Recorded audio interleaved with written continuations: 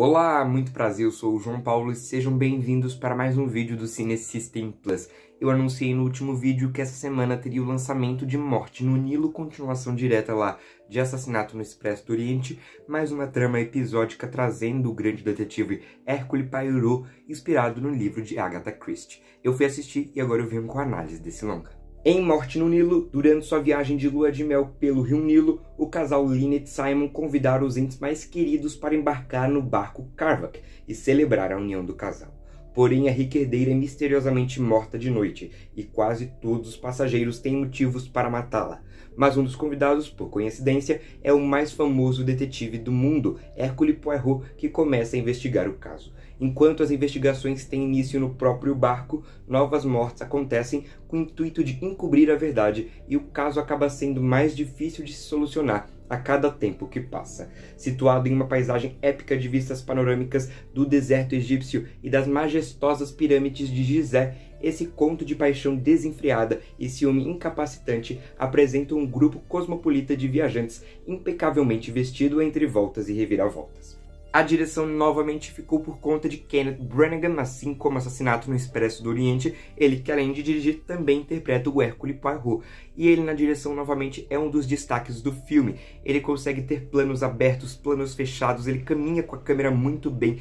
A decupagem e montagem do filme também é muito boa e por isso ele consegue trazer ali uma coisa mais fluida, caminhando por todos os personagens de uma forma muito leve, principalmente nas cenas de diálogo que tem entre os personagens e o personagem principal, o detetive do Hercule Poirot. E ele consegue fazer esse movimento de câmeras com que a gente consiga ou determinada hora suspeitar de alguém, ou em determinada hora deixar alguém de lado falando que supostamente aquela pessoa não estava em devido local.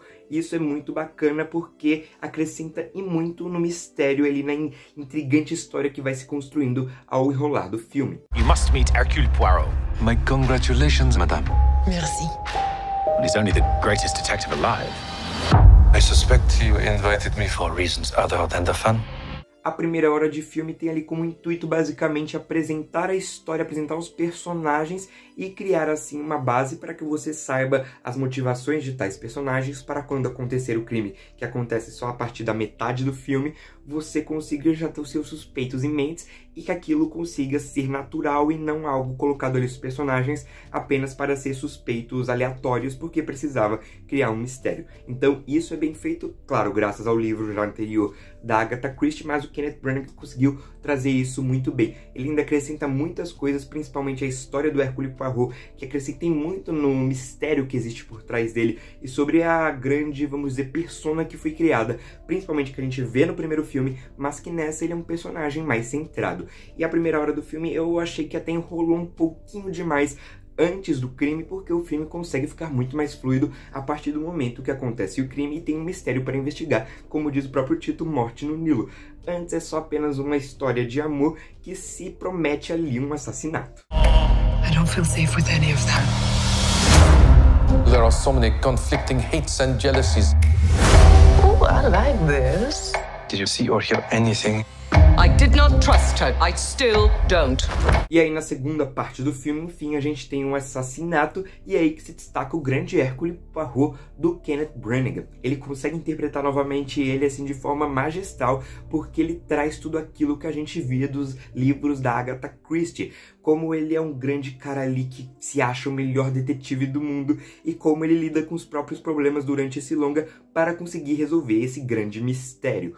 E os diálogos são muito bem construídos, era algo que era muito pensado nos livros da Agatha Christie, porque as grandes revelações, as grandes resoluções, o grande mistério não é causado por cenas de ação super criadas como a gente vê nos filmes de hoje. É construída principalmente por diálogos ali perfeitos com que criam um clima de tensão e a gente consiga, através dele, ir retirando certas coisas para, enfim, resolver o mistério. E a segunda parte do filme fez isso, assim, de uma forma deslumbrante, porque traz principalmente o Hercule Poirot de uma forma muito boa. Mas todos os atores também, não tem nenhum que eu achei, assim, mais abaixo, todos eles conseguem manter o nível nos níveis de conversa e dos diálogos para que, assim, tenha um grande filme. Someone else is dead. You lie in my face! Lock the doors!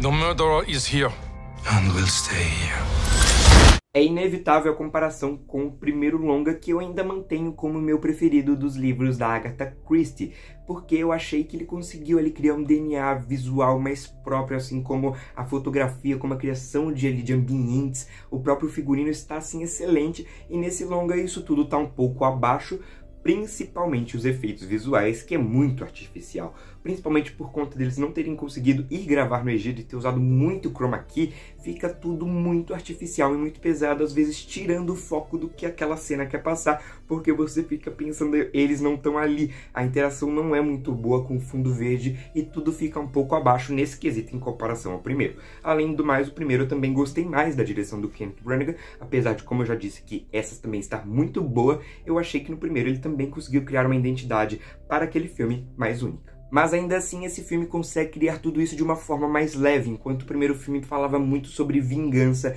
e o filme era muito parado, nesse não, nesse a gente sente uma trama ali mais fluida, mais leve, que consegue correr por todos os lados, fazendo que assim o espectador fique preso no longa. Então eu creio que o espectador vai gostar mais desse filme em termos de história. A história eu gostei mais do que a do primeiro longa.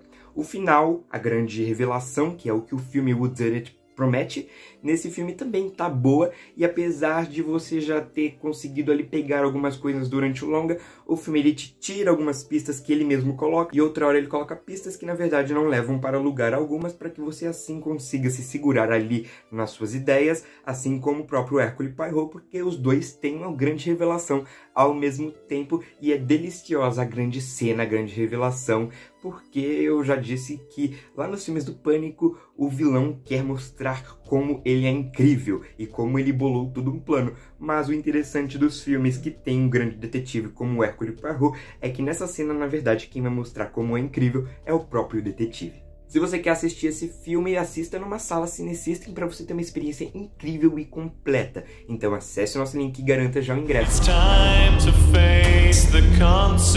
I have investigated many crimes, but this has altered the shape of my soul. I am Detective Hercule Poirot, and I will deliver your killer. Never again is what you swore the time before.